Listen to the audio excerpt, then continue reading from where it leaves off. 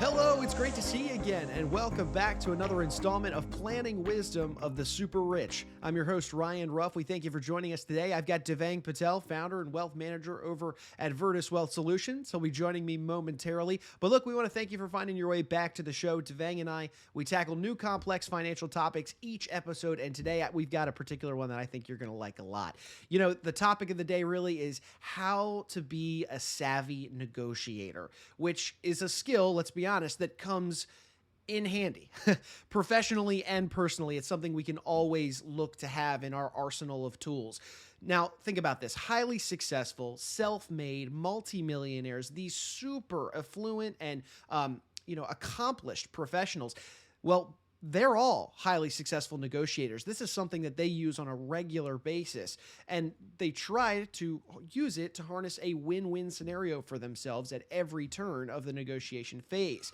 So today we're going to explore what it is exactly that they do, what it is that they say, how they go about this process to ultimately achieve the results that they aspire to get. So luckily we've got Devang with us, who deals with these individuals on a regular basis, and he's going to share some of the lessons learned that he's taken from them along the way. So let's go ahead and bring Devang on. Devang, it's good to see you this morning. How are you doing? Good morning, Ryan. How are you? I'm doing well, doing well. Hey, I'm really excited about our topic today. Typically, we dive into the nitty-gritty of financial information and strategies when it comes to finances specifically, but this is one that we can really apply to our personal lives as well. So to get our conversation started today, Devang, smart negotiating tactics and strategies are obviously things that we all want to possess. We all want to be able to do these kinds of things. What have you discovered in terms of these habits of the really effective negotiators in your travels? Ryan, over the years working with extremely successful professionals and business owners, what we have observed that success in business and in life often results largely from knowing what skill work extremely well and then practicing those skills a lot. That seems to be especially true when it comes to negotiating.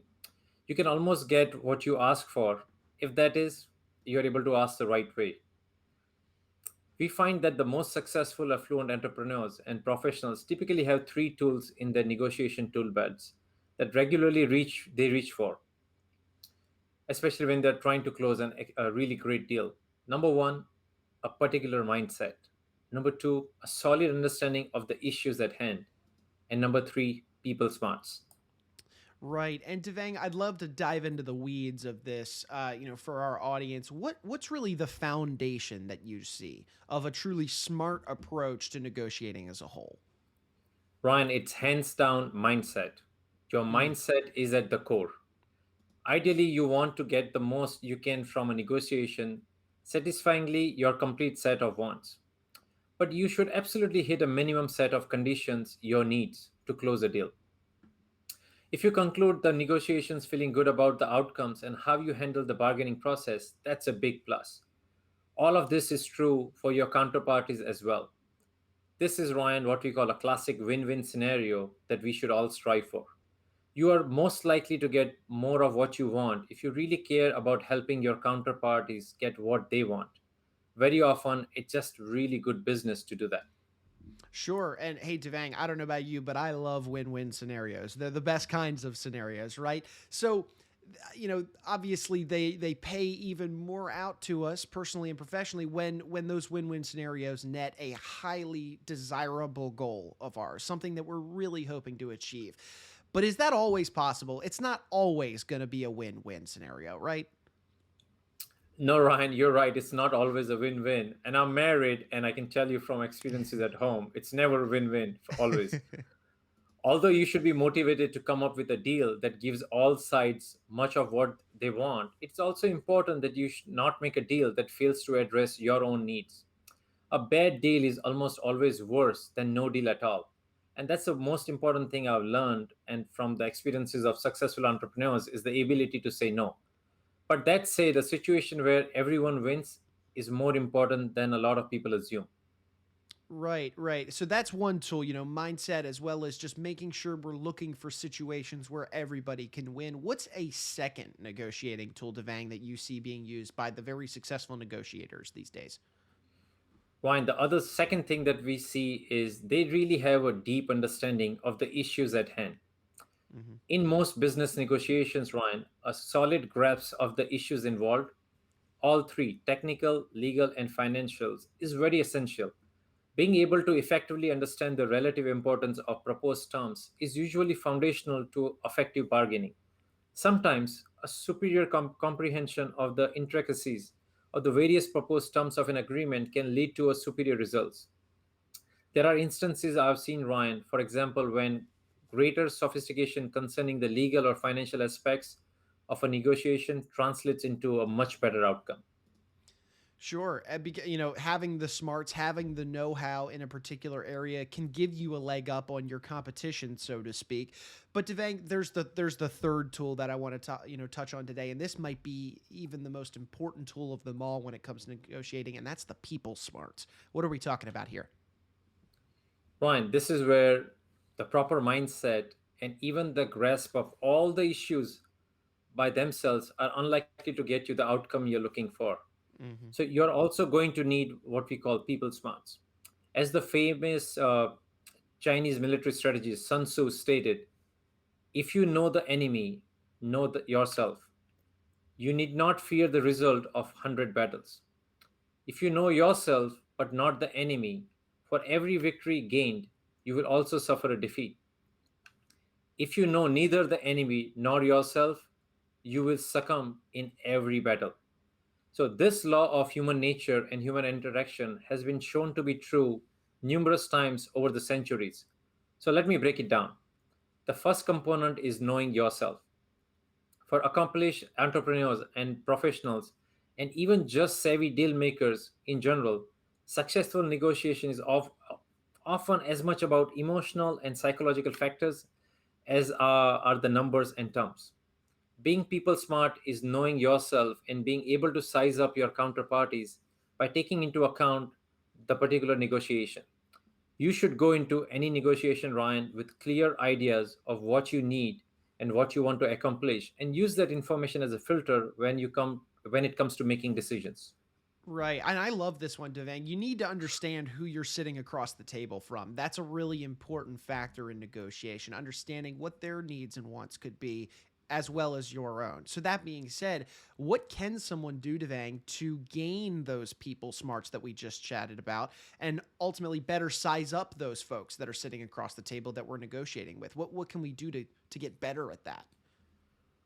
Ryan, they should go into any negotiation with clear ideas of what they would need and want to accomplish, and use that information as a filter when it comes to making decisions. You want to be able to answer the following five questions. Number one, what do I want out of the negotiations? Number two, what do I need out of the negotiations? Number three, what is at stake from financial to the psychological?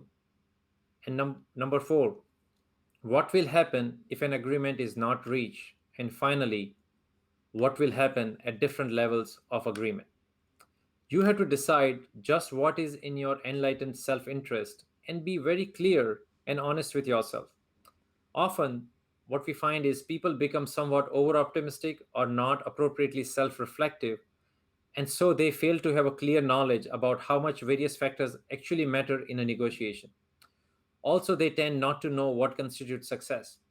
Many times in these circumstances, people end up negotiating with themselves and are amazingly successful until the counterparty gets involved, and that's it. I remember Mike Tyson's saying, everybody has a plan until they get punched in the face. I love that, especially for this topic. Hey, speaking of these counterparties, there, Devang, are they the know your enemies part of that expression by Sun Tzu? That equation. Ryan, well, most of us aren't as strident, let's say, as Sun Tzu was, and Hmm. most good negotiation situations aren't war. So you definitely want to think of the other side as counterparties and not enemies, in our opinion. There are many ways to become informed about the people with whom you will be negotiating. When possible, look at the deals they've done in past and how they played out. Often, it's during the bargaining process itself that the greatest insights are gained. But gaining insights take deep and careful listening, which is often not people's first consideration during negotiation. As my mom says, God gave you 2 ears and one mouth, and use them in that proportion. Work to be non judgmental as you listen to other parties' views, arguments, and conditions. Doing so will encourage them to share more with you and help you get a good understanding of what matters most to them. Right. I really like this, and I think this is one to be stressed, over the top almost. Is yeah, understanding, knowing your enemy or counterparty across the table, understanding their past dealings, their desires. If you can show some sympathy, even some empathy towards them and what they're trying to achieve. I love that you said that, Devang. They might be open to sharing more information, which then in turn you could use that information to help and benefit your cause, and maybe, just maybe, get to that ultimate win-win scenario that we were talking about earlier. But hey, Devang, look, this has been a great conversation. I do want to kind of sum up everything that we've been talking about, all these different pointers that we've given for our audience today.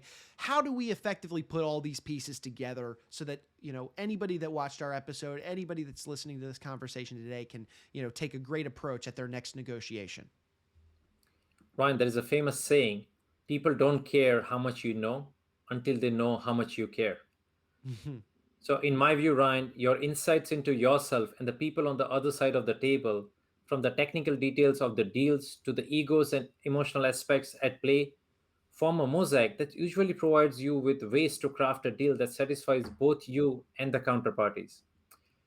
By being able to see the bigger picture formed by each piece of the mosaic, you can potentially increase the likelihood of a great outcome. In my view, the message here is clear. You should arm yourself with these three tools and practice them repeatedly, and you can find yourself getting what you need and what you want in negotiation after negotiation. That, in turn, can help you build a rock solid business, get your agendas at work met, or even build an even better life for yourself and your family. Yeah, Devang, this has been a super helpful episode. There's a lot of great nuggets of information in here. Is there anything in your personal experiences, that you could share as a kind of a final note, really, for our audience today? Any last tip from you? Look at it from the other person's perspective when you are negotiating, and always, like this one billionaire said, always leave enough meat on the bone so the other person also comes out as a winner. I love that. I love that. Well, hey, look, Devang, thank you so much for joining us today. I love today's topic. This was a great one because, of course, it can be used professionally. That's what a lot of our show is about. But I love that these can also be carried into your personal life as well. So thank you for your time. We appreciate you being on today. And look, we want to thank you, our audience, our viewers, for joining us for another edition of the show. If you liked what you saw, you liked what you heard, feel free to comment, subscribe, and share this knowledge with friends and family. We had a great discussion today regarding, the tactics surrounding negotiation and some strategies you should implement during that process. Really great stuff all around, and we would hate for you or anyone close to you to miss out on some of this beneficial stuff. So for Devang Patel, I'm Ryan Ruff saying so long, and we thank you so much for joining us on today's edition of Planning Wisdom of the Super Rich.